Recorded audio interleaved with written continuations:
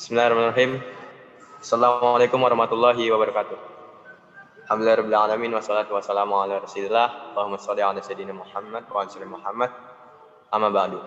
Puji syukur marilah kita panjatkan kepada Allah Subhanahu wa taala karena berkat nikmat rahmat, nikmat iman, nikmat Islam serta nikmat sehatnya kita dapat berkumpul, kita dapat bertemu secara tatap muka walaupun tidak secara langsung di rumah masing-masing dalam keadaan sehat walafiat. Amin. Salam serta salam semoga selalu tercurahkan kepada junjungan Nabi besar Nabi Muhammad Sallallahu Alaihi Wasallam yang telah mengajarkan Islam yang rahmatan lil alamin kepada umat-umatnya sampai kepada kita, salah satu umat beliau yang senantiasa mengikuti ajaran beliau sampai akhir zaman. Dan semoga kita semua mendapatkan syafaat di yaumul akhir. Amin. Jadi perkenalkan, nama saya Sofyan. Kalau nama di Zoom ini Sofyan Sudarno, jangan dipikirin ya. Karena saya nggak punya nama panjang, jadi saya bingung. Saya taruh nama kakek saya sama bapak saya itu singkatan gitu, maksudnya Sofyan Sudarno. Saya nggak punya nama panjang, ya gitu. Saya merupakan siswa dari SMA Negeri 6 Kota Tangerang Selatan, yang kebetulan jadi wakil ketua Rohis SMA Negeri 6 Kota Tangerang Selatan. Dan alhamdulillah juga saya terjerumus ke dalam ASIAP. Bahasanya begitu. ASIAP, apa sih ASIAP itu? Itu Pak emang. ASIAP itu Academy Show Your Ideas for Peace. Jadi di sini kita itu ditempa, dibina, digembleng supaya kita punya pikiran yang terbuka, pikiran yang enggak merasa benar sendiri gitu.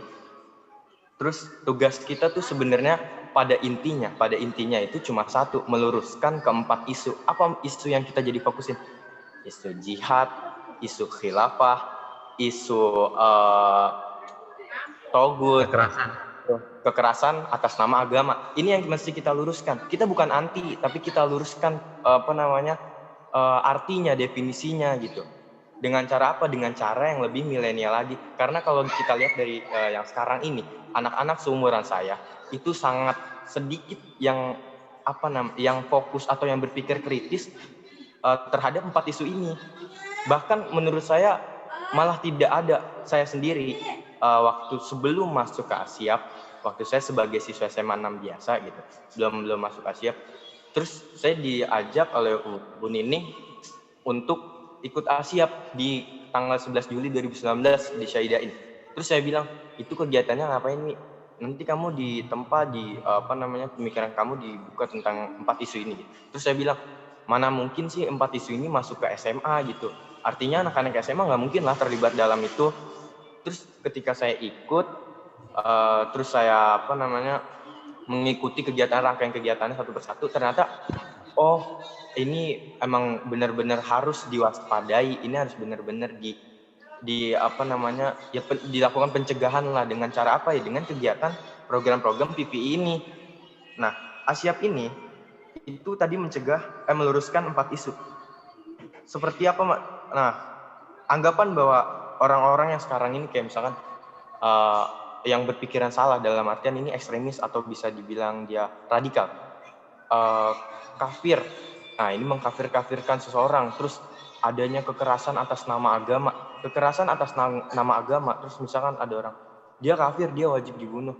Ini yang harus diluruskan. Bagaimana pengertian dari kafir ini?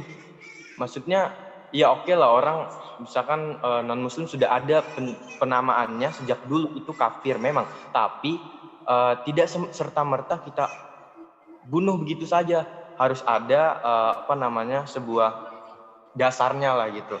Nah, usaha-usaha apa yang dilakukan oleh ASIAP dalam meluruskan empat isu tadi? Yang pertama, kita membuat poster. Tadi udah dijelasin sama ini sebenarnya usaha yang dilakukan sama ASIAP dan dibina oleh guru-guru sekolah masing-masing. Itu saya di sini cuma menegaskan lagi poster.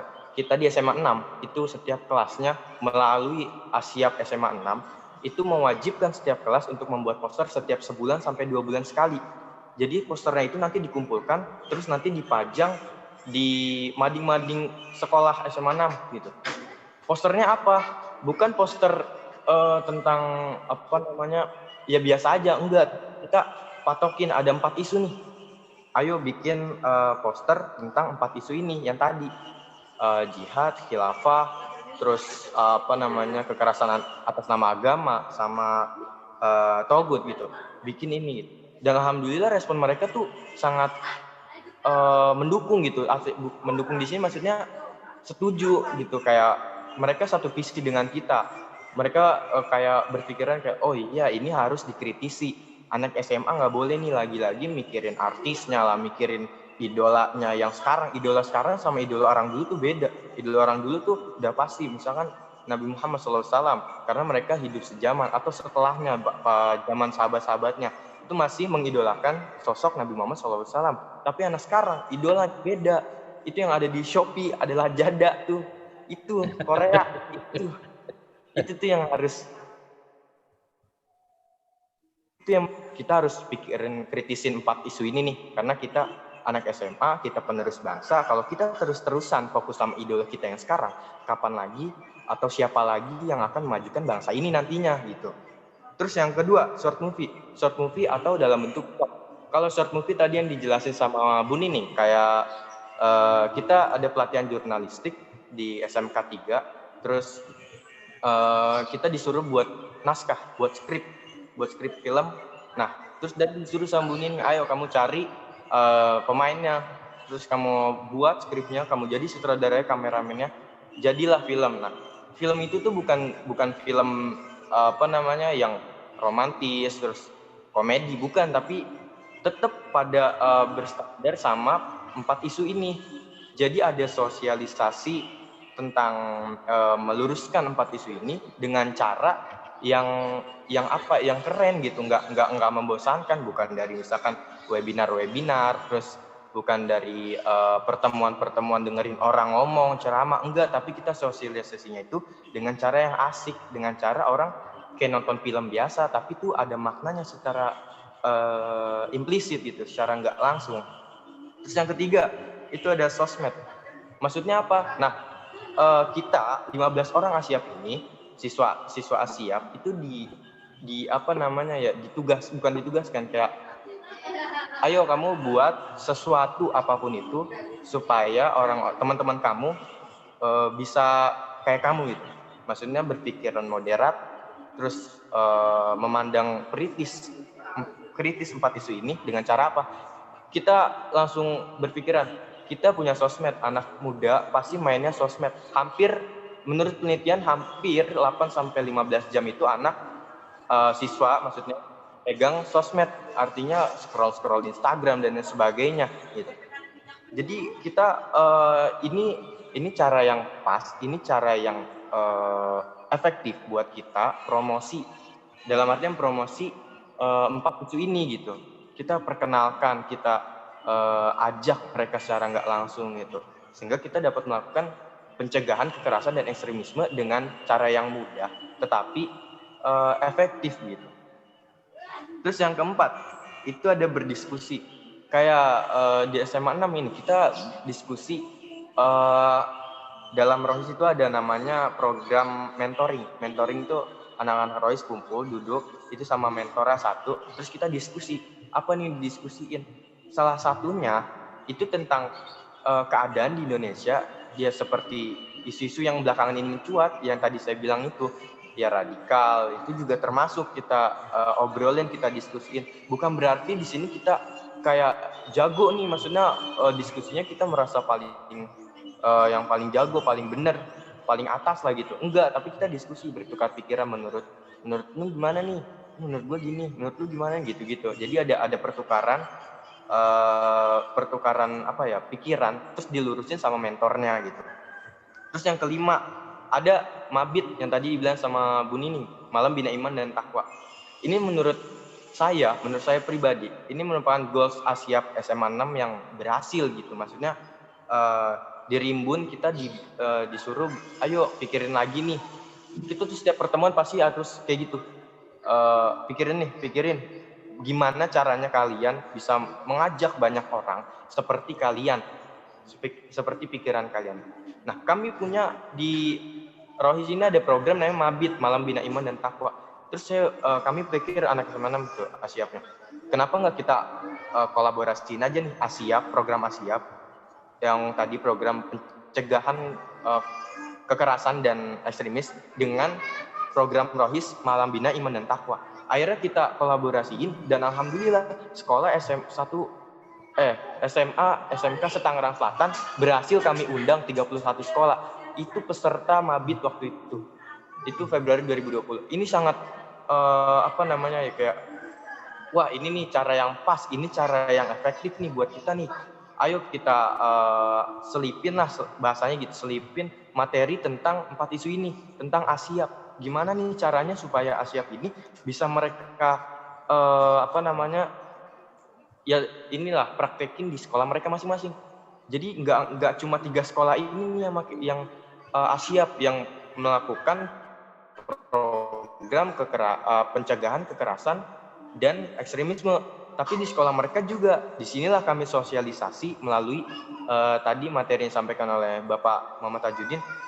Itu yang yang disampaikan oleh Pak Tajudin. 4 isu ini, bagaimana cara kita menghadapinya, bagaimana kita meluruskannya, bagaimana yang benar, dan bagaimana jika ada yang terpapar kayak gitu. Terus apa dampaknya? Dampaknya maksud di sini dampak tuh kayak efek yang saya rasain gitu. Saya tuh lebih berpikiran sekarang Islam yang moderat.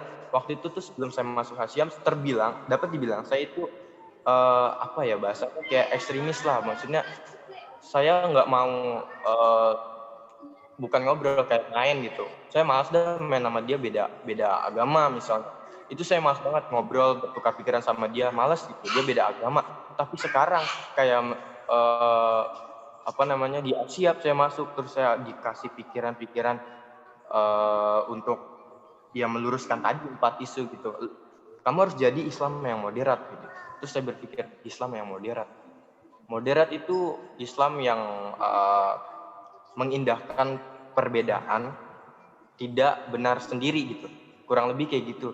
Ada di tengah-tengah gitu. Nah, terus saya sekarang jadi lebih malah pengen gitu diskusi sama orang-orang yang lintas agama, orang-orang yang berbeda kebudayaan, beda agama, beda ras, beda adat istiadatnya dan sebagainya gitu. Itu seru gitu karena kita dapat ilmu-ilmu baru tentang apa sih yang ada di dia, apa yang ada di kita gitu. Bukan dicari perbedaannya terus kita malah menghujat, tapi bukan gitu, tapi kita belajar lah, maksudnya ya buat kenapa sih nggak kita cari tahu tentang orang lain gitu, tentang budaya lain, tentang sara orang lain gitu, kenapa enggak gitu, buat memperkaya wawasan kita. Itu nggak masalah, bukan berarti kita mengimani apa yang diimani gitu. Itu buat saya pribadi sih. Terus saya di lingkungan gimana gitu, di lingkungan saya itu ada saya kumpul di sebuah tempat gitu. Nah itu yang punya ada itu bapak, saya panggil dia Om. Nah Om ini berpikiran yang sangat menurut saya radikal banget gitu. Maksudnya benar-benar dia bukan membela Islam, tapi dia membela apa yang jadi idola dia, walaupun itu ulama. Tapi secara nggak langsung membela ulama yang sangat berlebihan itu kan sesuatu yang menyimpang. Kita tuh harusnya membela agamanya, tapi tidak menurunkan rasa hormat kita sama ulama itu gitu. Nah di situ terus ketika dia berspekulasi tentang suatu apapun, saya tuh nggak langsung menangkal, nggak langsung berkontra gitu, tapi saya pikir dulu, saya ingat-ingat lagi ilmu-ilmu yang pernah didapat waktu di ASIAP gitu, apa nih gitu. Oh ini ternyata menyimpang gitu. Kalau benar-benar udah salah gitu, saya berani berspekulasi. Artinya ini udah nggak benar, ini harus diluruskan lah dengan ilmu-ilmu yang saya dapat, tapi dengan tata krama yang benar dan dengan sopan santun gitu. Sebenarnya itu sih yang bisa saya ceritakan praktek baiknya. Pada intinya begini, keragaman itu sebuah keniscayaan, tidak dapat kita hindarkan. Maka sikap kita adalah bagaimana kita dapat mengindahkan keragaman itu, bukan kita malah menjauhkan diri dari keragaman itu. Itu sih sebenarnya yang penting dari cerita baik dari PVI ini. Mungkin itu Pak Budi yang bisa saya sampaikan. Baik, kurang lebihnya saya mohon maaf. Terima kasih kepada Bapak Ibu yang telah mendengarkan. Billahi taufiq wal hidayah. Assalamualaikum warahmatullahi wabarakatuh. Waalaikumsalam.